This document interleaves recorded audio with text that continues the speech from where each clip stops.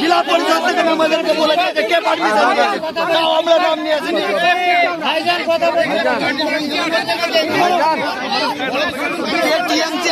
আজকে এখানে এলেন, দেখুন আমি এসে আমার যে অভিযোগটা আছে সারেজমিনে এসে একটা জিনিস আমি দেখেছি। আমি তো আর কি বলে সার্ভেয়ার নয়, এক্সাক্ট পয়েন্ট ধরে ধরে বলতে পারবো না। আমি একটা জিনিস দায়িত্ব নিয়ে বলতে পারবো, কবরস্থানের সাথে বা মাজারের সাথে কিন্তু মেলা হচ্ছে, মাজার একদম মাজারের পাঁচিলের সাথে হচ্ছে। এটা নিয়ে মামলা হয়েছিল, single bench division bench order পেয়েছে।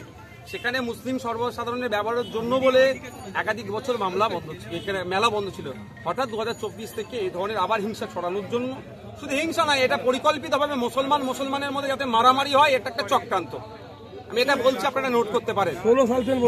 মুসলমানের মধ্যে মারামারি করে মাথা ফাটাফাটি করে মরুক, তার একটা চক্রান্ত। এটা রাজনৈতিক কিছু মদতপুষ্ট লোক আছে, সেটা হচ্ছে আমি এখানে দেখলাম। এখানে যারা বাদী বিবাদী দুই পক্ষের সাথে আমি কথা বললাম, দুজনই কাগজ দেখিয়েছে, দুজনের সাথে কথা বলেছি। আমি কিছু কোশ্চেন করেছি, বলছে ওরসের কথা করার কথা বলা আছে।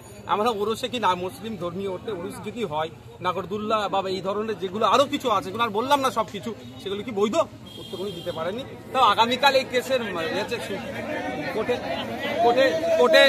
কোর্টে মামলা আছে, হাইকোর্টে আবার নতুন করে আছে, ডিভিশন বেঞ্চে অর্ডার করার পরে ছুটতে হচ্ছে মামলা। সেখানে কথা বলেছি, রাস্তা ছেড়ে দাও। তো এখানে এসেছি, কথা বলেছি।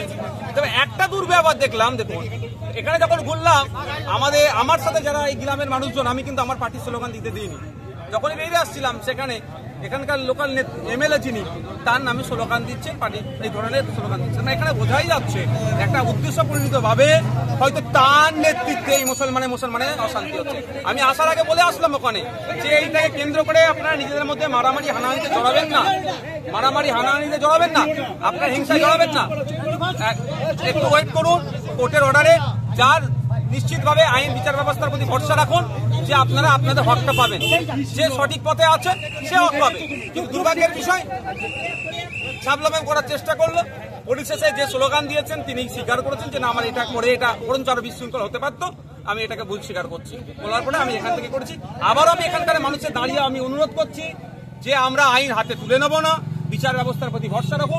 আপনাদের হাতে সিঙ্গেল বেঞ্চ ডিভিশন বেঞ্চের অর্ডার আছে। প্রয়োজনে এদেরকে আমি বলেছি, কবরস্থানের কমিটি যে মসজিদ কমিটি আছে, বলেছি সুপ্রিম কোর্টে যদি যেতে হয় নওশাদ সিদ্দিকী যাবে, ইনাদের হয়ে মামলা করবে, একটা পয়সা ইনাদের খরচ করতে হবে না। কিন্তু সাথে অনুরোধ করেছি যে এইটা নিয়ে নিজেদের মধ্যে মারামারিতে কেউ জড়াবেন না। আমরা দেখলাম যে লোকাল থানার পুলিশ অফিসাররা থাকার পরেও রীতিমতো আপনাকে অপমান করার চেষ্টা করছে এখানকার কিছু শাসক দলের কিছু লোক। দেখুন, ব্যাপারটা হচ্ছে প্রশাসনের কর্তাদেরকে যে কোশ্চেনগুলো করা হয়েছে সবটা তো সঠিক উত্তর দিতে পারেন। যে কালকে শুধু দেখাচ্ছেন কালকে মামলা আছে, কালকে সমাধান হবে। কালকে মামলা যদি না থাকতো তাহলে কিভাবে সমাধান হতো? তাহলে কি হতো? এটা তো প্রশাসনের দায়িত্ব, এটা সমাধান করা ফার্স্ট স্টেজে। পারমিশনটা কোন অপদার্থ যে পারমিশনটা দিল, যেখানে ডিভিশন বেঞ্চের অর্ডার আছে, ডিভিশন বেঞ্চ যেখানে ভার্ডিক্ট আছে, অর্ডার আছে, সেখানে কিভাবে দিল? জেলা পরিষদ না কোথা থেকে দিয়েছে? সেই জেলা আপনার পুলিশ অফিসার তো বলছে জেলা পরিষদ দিয়েছে। যে বলছে তাই অপদার্থটা, ও তো অপদার্থ, ওর বিরুদ্ধে আগামী দিনে মামলা হবে, ছাড়বো নাকি? ও এরকম করে মুসলমানের পাড়ার মধ্যে, এলাকার মধ্যে, মানুষের মধ্যে হিংসা ছড়াতে চাইছে, ছাড়বো নাকি ওকে? আর যদি কেউ মনে থাকে এই নেতা কাতার পিছনে থেকে করে, তো নেতা কাতাকেও টেনে নিয়ে যাবো কোর্টে। ক্ষমতা থাকলে নেতা কাতার ডাইরেক্ট বলুক যে এটা আমি অর্ডার বার করেছি। পেছন দিক দিয়ে দরজাতে কি লাপালাপি করলে হবে না। দম থাকলে সেই নেতা কাতা বলুক, আর একটা আপনারা ভিডিও রেকর্ড করে রাখবেন যে আমি পারমিশনটা বার করেছি, কার ক্ষমতা দেখবো, সেই নেতাকেও আমি কোর্টে টেনে নিয়ে যাবো। বন্ধ কিভাবে করা যায় তার আলোচনা করতে এসেছি। আমি আসার পথে অনেক মানুষ আমাকে গাড়ি দাঁড় করিয়ে দাদা কেমন আছেন না আছেন কথা বললো, আসলাম, অনেকে অনেক ভালো কথা বললেন। একটা কথা আমি শুনলাম যেটা আমি মনে হলো নেগেটিভ, তার বোঝার অসুবিধা হয়েছে, সেটাকে খণ্ডন করে আমি আমার মূল বক্তব্যে আসবো। এই মাইকের আওয়াজ তার কানেও যাচ্ছে। উনি বললেন ভালো কি করে থাকবো, মেলা তো বন্ধ করতে আসছেন। এখানে এতজন বসে আছি, প্রত্যেকের ধর্মীয় রিলিজিয়াস প্র্যাকটিসের পূর্ণ স্বাধীনতা সংবিধানের 25 নম্বর আর্টিকেলে উল্লেখ করা আছে। আপনি আপনার ধর্মীয় স্বাধীনতা পালন করতে পারবেন। উনি কি বললেন যে দাদা মেলাটা বন্ধ করতে আসছেন, আর ভালো কি করে থাকি? মেলা বন্ধ করার পক্ষে কি আমরা আমার বাবার জায়গায়, আমার বাবা যেখানে শুয়ে আছে, আমার বাবার উপরে বুকের উপরে বসে মেলা আমি করতে দেবো না।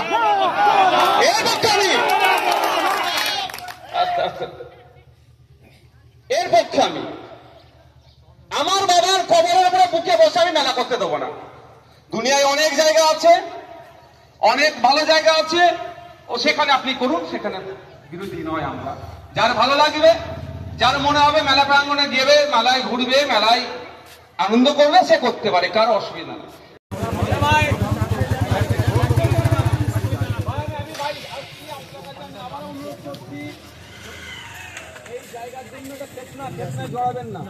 আইনের দ্বারস্থ হবেন, আইনের মাধ্যমে অধিকার বুঝবো। কেউ ফেতনাতে পা দেবেন না, হ্যাঁ একদম আপনার দেন তার প্রমাণ হচ্ছে আমরা কোর্টে গিয়েছে। এবার আপনি বলুন এখানে যেটা 194 দাগের জন্য আমি কত দাগ আমি এখানে বলতে পারবো না। 194 দাগ যেখানে আছে অবস্থা, আপনি আমাকে যে কাগজটা দেখাচ্ছেন সেখানে দেখাচ্ছেন 194 দাগের উপরে এটা হচ্ছে কি হচ্ছে না। 194 দাগ এখন তো এলারা আপনাকে যেটা গেলে আপনার মেলাতলা উল্লেখ আছে, মেলাতলা তো উল্লেখ আছে আমাদের 194 দাগে অস্ত্র দাগে পূর্ব দিকে 10 আনা 5 ঘন্টা যেটা ফাঁকা প্লটটা পড়ে আছে, সেটা তো মেলার পারপাসে ব্যবহার করার জন্য করেছে। এটা ঔরস মেলা, পীরের ঔরস মেলা।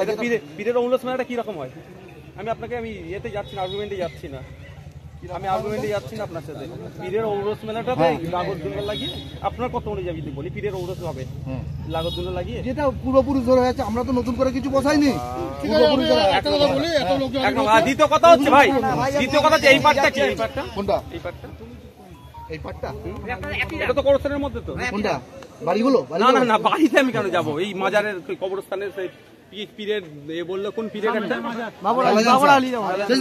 মেলাতলা যেটা উল্লেখ আছে সেটা ওই দিকে তাহলে দোকানগুলো বন্ধ করতে হবে। হ্যাঁ, ও যেটা মেলাতলা উল্লেখ আছে সেই তার উপরই মেলাটা দোকানগুলো বসেছে সব। অবস্থান যেটা অরিজিনালি সেটা হেফাজত হয়ে গেছে। আপনার দরকার ছিল তখন তো পূর্বপুরুষ থেকে হয়ে আসছে তো, আজকে 400 বছর যারা বিরোধিতা করে তারাই করছে করেছে রাস্তাটা। অবশ্যই কেন বলবো না, করেছো বলছি। আপনাকে যে ডেকেছে 7 বছর অবস্থান হয়ে গেল, 14 অবস্থা ছিল না।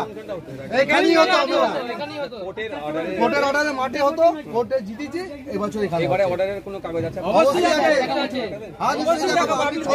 চলুন।